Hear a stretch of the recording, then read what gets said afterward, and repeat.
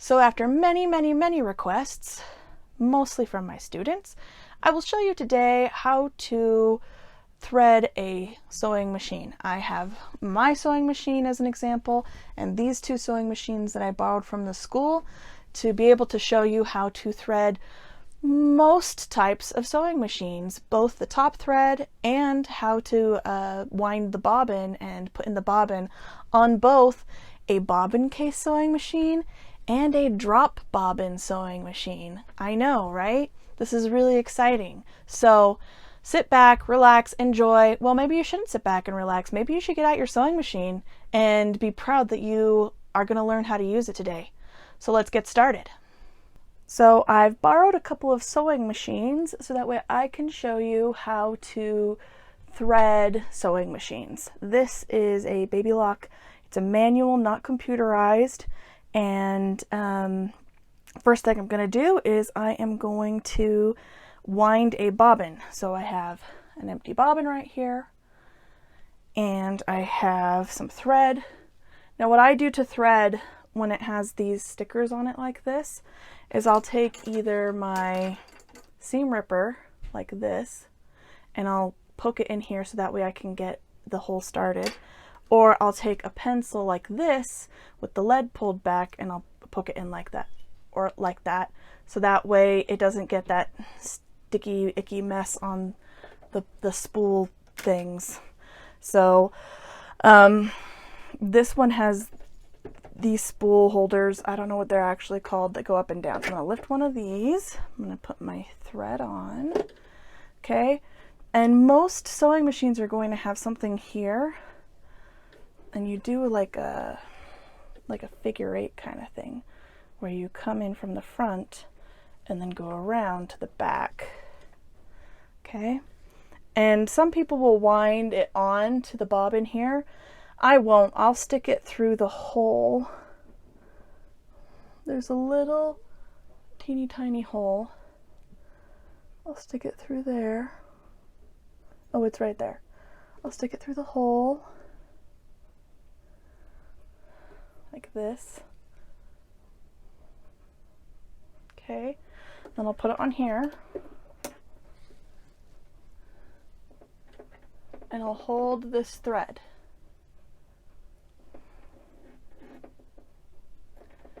And then this piece here moves back and forth. Okay, you want it over here so that way this piece will spin. And then my wheel over here normally just pops out like that. Like that. And that makes it so that my needle down here doesn't move up and down. Now I had a sewing machine once where that was actually broken. I couldn't get it to disengage. So what I did is I would just take the needle out every time I needed to thread a bobbin. Okay, so now I have this on. And I'm going to hold this and then just press on the control foot, the foot pedal. Why isn't it working? Oh, it's the wrong one. I had my foot on the wrong control pedal. There we go. This is the correct one. There we go.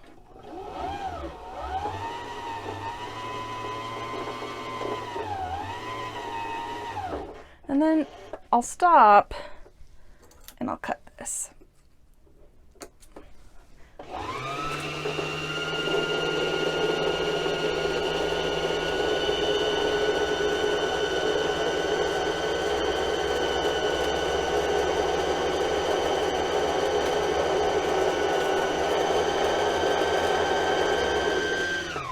Now look, now that it's gotten so full, right here, this will no longer turn. So now it's time for me to move it back. Cut it. This one doesn't get as full as others do, but now this is ready to go put in my bobbin case. I will take this thread out. All right. And now I'm going to begin threading. Now there are instructions up here. There's an arrow right there, and there's an arrow right there that's pointing to here. and then there's a number 1 with an arrow down. Most machines are going to have some sort of instructions on how you thread your upper thread. So I'm going to follow that. I'm going to go through here and I'm going to go down. Okay, then here there's a number 2. I'm going to go up like this. Here there's a number 3. Now I need to push this back in. I want this to be just right here at the top so that it's easy to thread.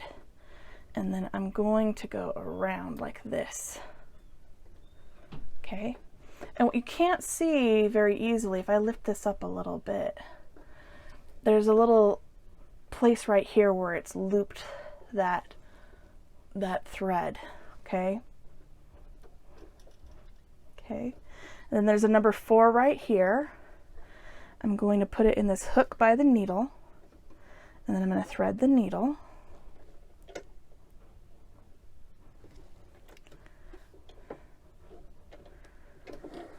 Okay, now I need to put in my bobbin. Oh, I already took out my bobbin case. So normally the bobbin case would be right in here. And I would get it out by lifting this lever and pulling it right out. Now when I thread the bobbin, I always do it this way. I want my thread to go in a specific direction.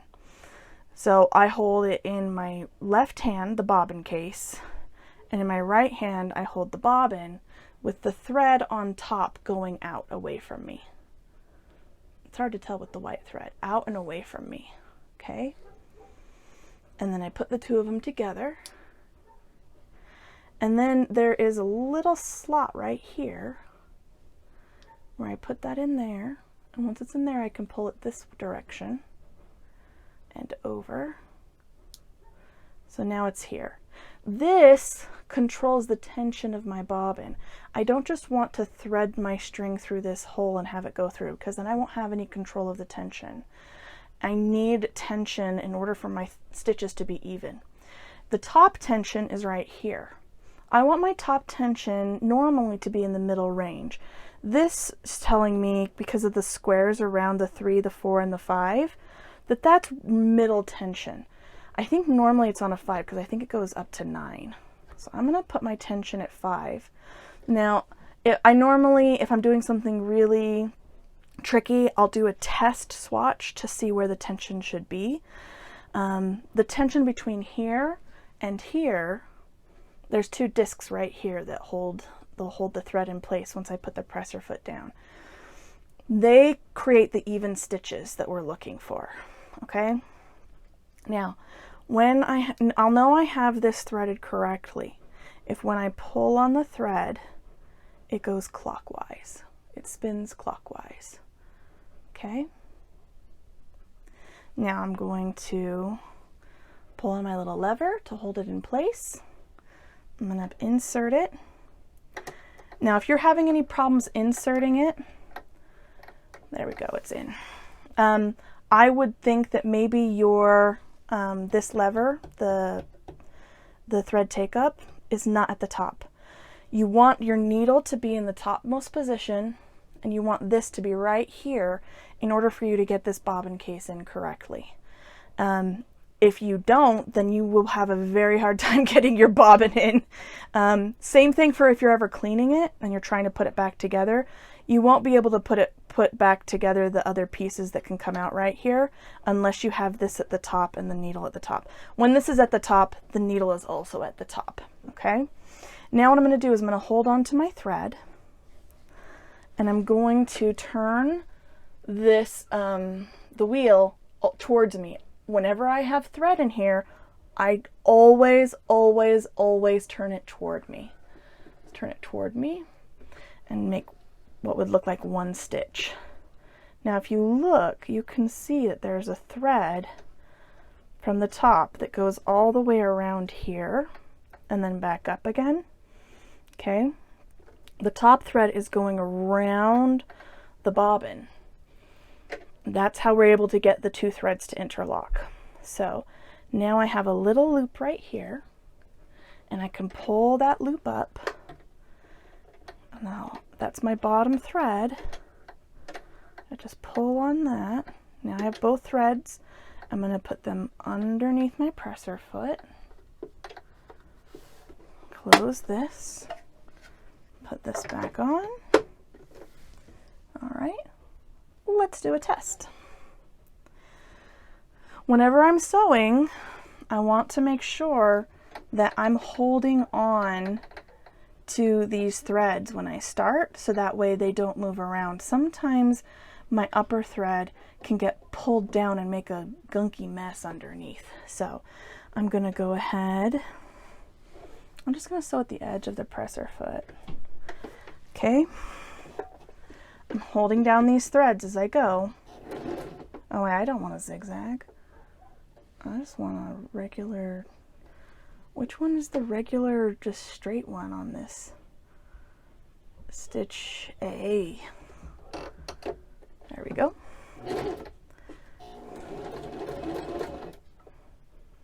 Stitch length 2, maybe 3. Okay. Now, here's my back space. I need to press, or my back stitch. I'm going to press this down. It has me go backwards.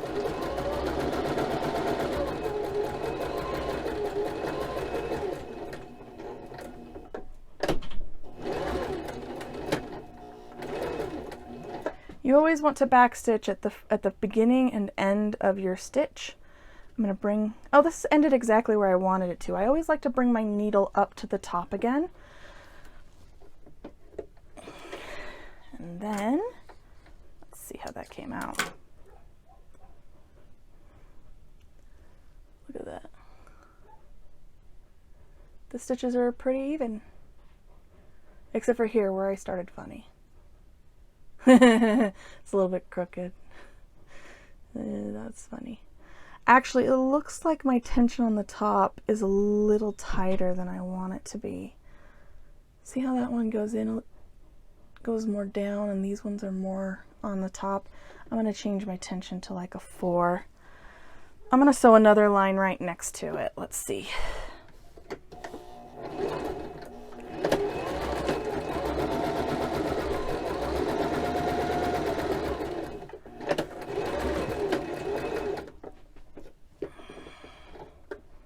Always turning it towards me. This is at the top. Lift my presser foot.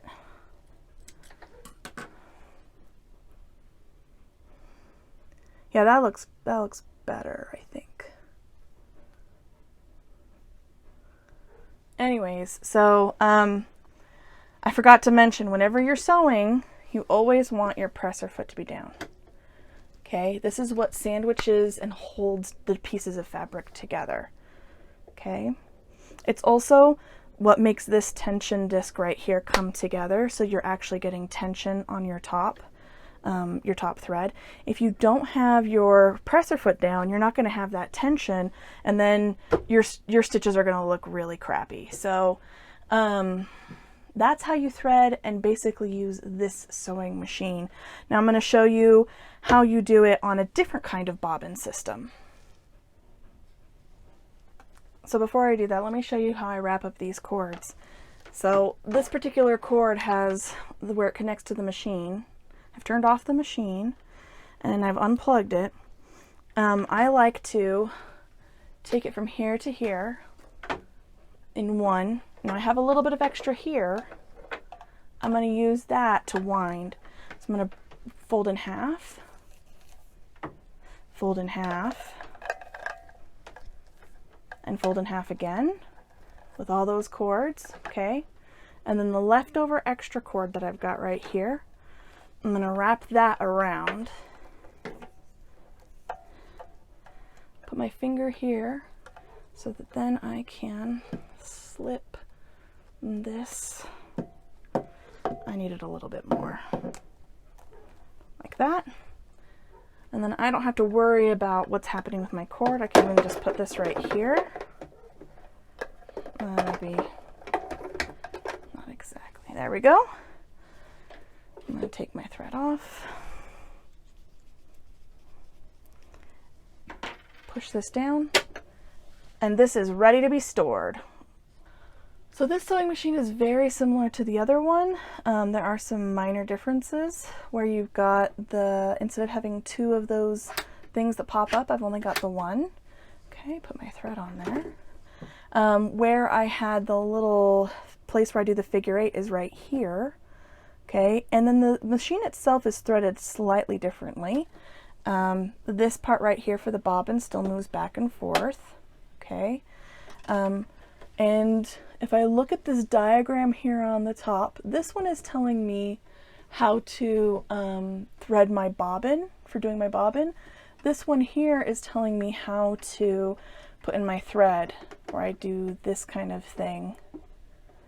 And then now that it's in there properly, it has a little cubby place that holds the thread here and holds the thread here, and then there's a little metal piece that helps control that.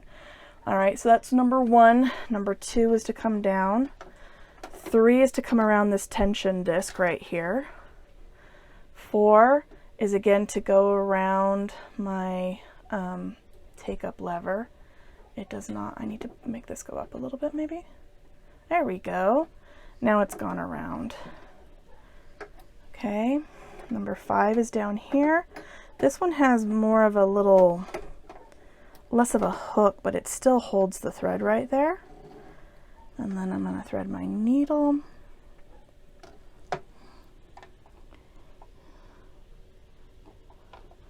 Why am I having so much difficulty threading this needle? Lick it.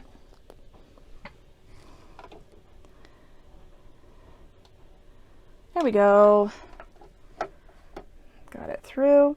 This has a different style of presser foot, but it's still fine. Okay, there's a bobbin in here, but it's low on thread. I'm going to go ahead and take this out. There is a diagram here. Oh, I didn't mean to do that. I didn't mean to make my top thread go under. There we go. There is a little diagram here that shows the way I want to put in the bobbin is with my thread coming down like this. Okay. It wants me to thread it this way with my thread going down like that. Just pop that in there. And then it says I want to get it around this little hook right here. So I'm going to get it around this little hook. There we go. It's around this hook right here that might be hard to see. And then I can just put this in here. And I can cut it right here even if I wanted. This also has a thread cutter right there. But I like to do it the old-fashioned way, where I actually hold my thread here, and I'm going to turn the wheel towards me for one entire stitch. This is at the top again. So now I can pull on this thread and get my loop. Sometimes it helps to have something. There we go. So I have this here. I have both of my threads. And then I just put this thing back on. Let's do a test. Okay. I'm just going to use the other side of this one. Cut these though, so they're not in my way. Okay. My tension here is in that middle range. Okay. Let's make sure that I'm on the right stitch that I want. Number 7. Oh, that looks good. Okay. All right, just to the edge of the presser foot. Put the presser foot down. Make sure I'm holding down my threads right here. And where is the here's the foot control. Ah! There we go. And I'm going to backstitch. This feels different. I mean, it's still a backstitch, but it like has a different kind of pushback, you know. Okay.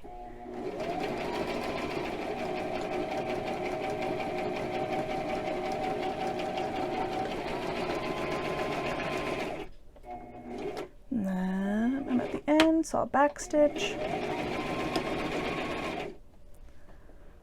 And I'll do one full stitch. Always do it towards me. There we go.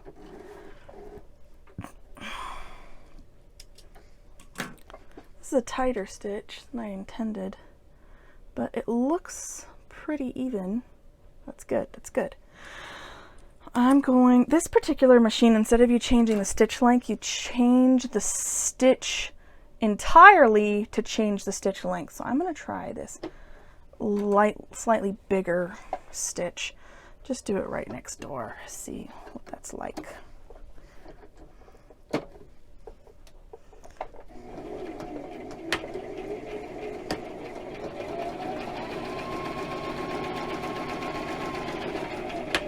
Whoops.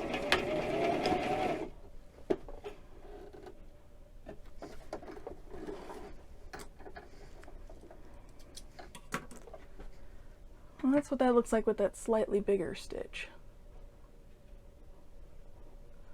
That's probably the one I'd like to use for most things. This for finer things, this for more casual things. That has a pretty good evenness and tension. Okay, so that's how you do a drop bobbin instead of having a bobbin case for a sewing machine. Okay? Now, if I'm going to do corners on one of these non-computerized machines, I have to make sure that I put my needle down. All right? So what I'm going to first do is I'm going to show you what it's like if I don't. Okay? I'm going to just backstitch.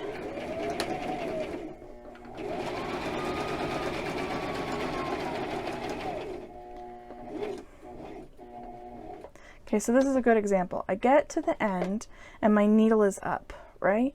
And I just decide I'm just going to go ahead and turn. Okay? I'll show you in a little bit why that's bad. Now, I'm going to do it correctly this time. I'm going to get to the end and I'm going to make sure my needle is completely down. Okay? And then I'm going to lift my presser foot. So I make sure my needle is down before I lift the presser foot and turn it.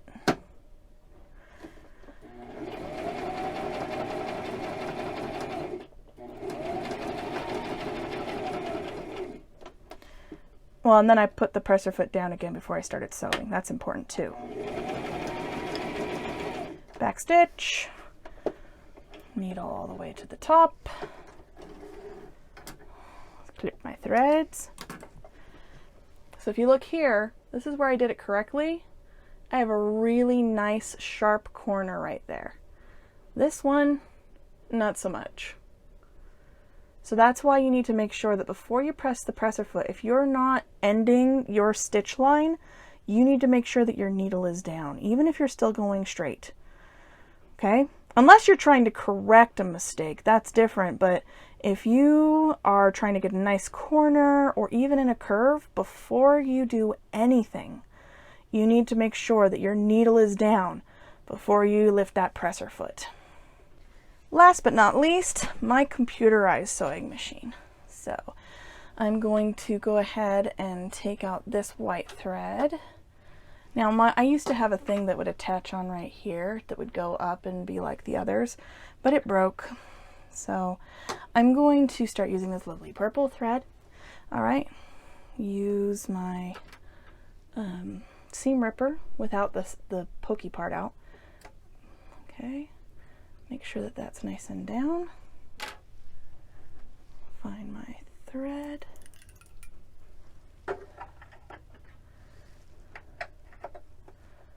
Okay, now the first thing I need to do is my bobbin, so I'm going to do my figure 8.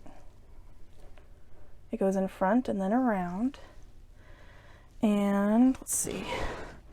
This has a different kind of bobbin than the other ones because this is a Bernina. It has a Bernina bobbin. And the Bernina bobbins have 7 holes. 1, 2, 3, 4, 5, 6, 7. And they're grippy right here. I do the same thing. I stick this through one of the holes. Okay, let's turn on the machine. Wait, I need to plug in the foot control. There we go. Turn on the machine. It takes a little while to boot up. There we go. Now, this particular sewing machine, because it's computerized, I don't have to do anything fancy with the wheel or anything like that.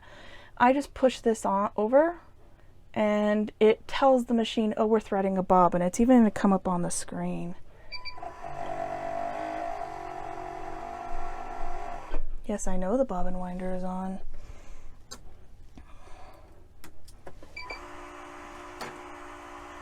And what will happen is when it's already super full, it's going to push this back, and then it will stop having the bobbin on. So I can just keep my foot down. Sometimes I'll hold it just a little bit so I can get a little bit more on. That's plenty full. And then it pushes this back. It has a nice little thread cutter built into it. That's nice.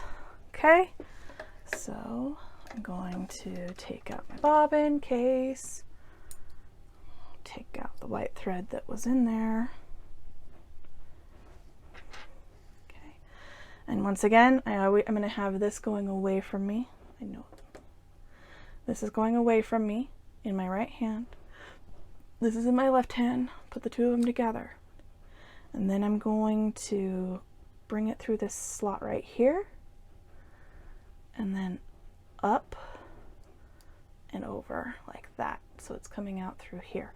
And again, this part is the tension that creates the how much I want of the thread to come out at a time. Okay. And my take-up lever right here is at the top position. Okay, so I can easily put in my bobbin. Now if I have, it'll either snap into place, or if I have my lever pulled out, it won't. All right. It won't spin anymore. That's how I know it's in place. It doesn't spin around like this. So that's nice. Okay. This particular machine has a needle threader actually. So I'm going to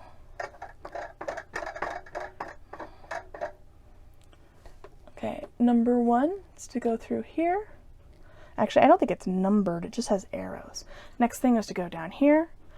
Next is around like this. Next is right here around my take-up lever, my thread take-up lever. Back down to here.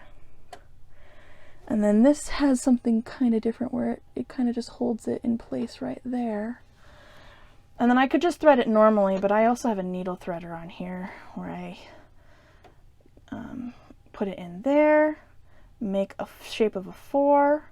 This comes forward. I put it in this slot, pull back, and then let it come back. And it has threaded the needle for me. Okay, now this particular sewing machine also, because it's computerized, has something special with the foot pedal. Okay, if I press down this way one time, it's going to make one stitch. And if I press back this other way one time, it'll make half a stitch. So I'm going to hold this, I'm going to hold my thread, I'm going to press it one time. And it's going to do one complete stitch. And it doesn't want to let go. So I'm going to just move my handle towards me a little bit so it'll let go of my thread. Sometimes I need to do that. Why isn't it letting go?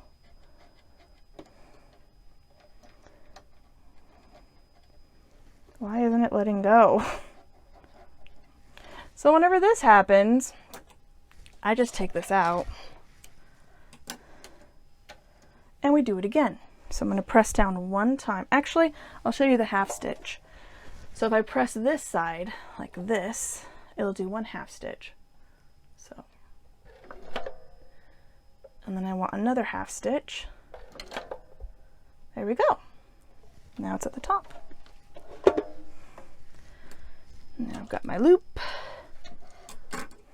Okay, I can close this.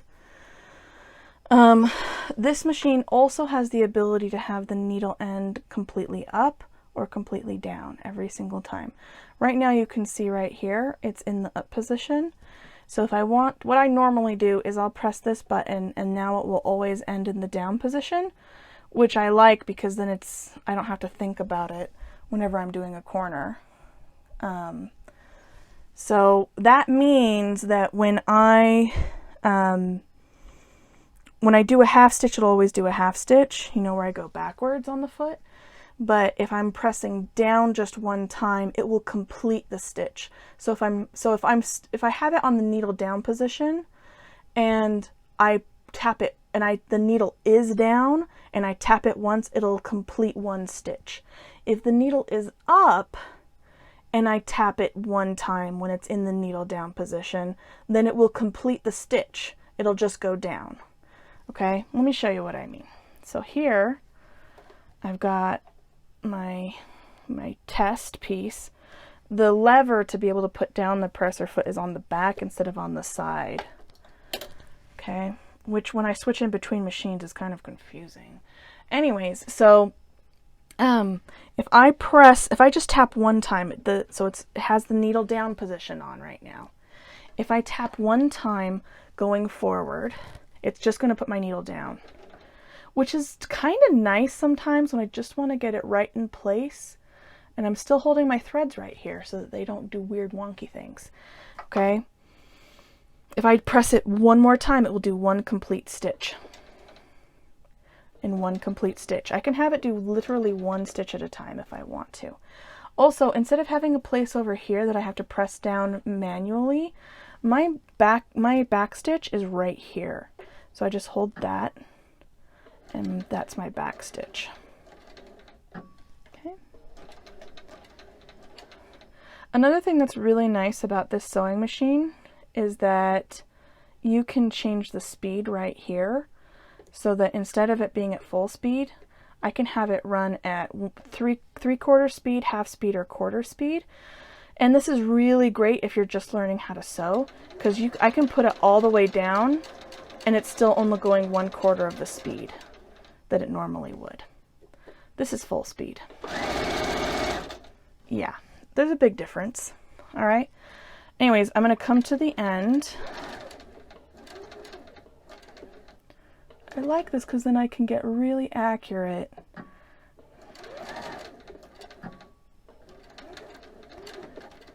If I'm near the end. Now what I can do, because it has the half thing, instead of having to turn the wheel to get my needle up, I'm just going to press backwards on it. And my needle is completely in the top position. I don't even have to worry about looking at this. It's just automatically in the highest position.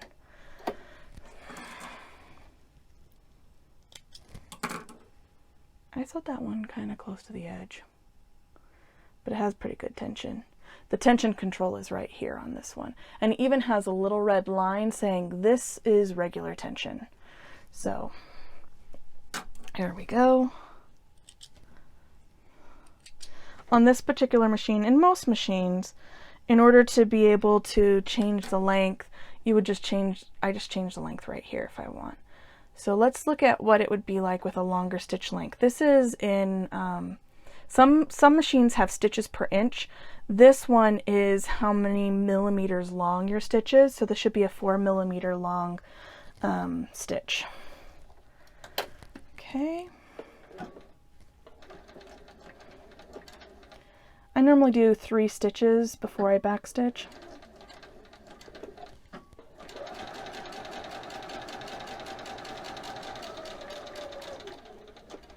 So I'm getting near the end. I like being able to slow down and get it just accurate. Same thing with corners.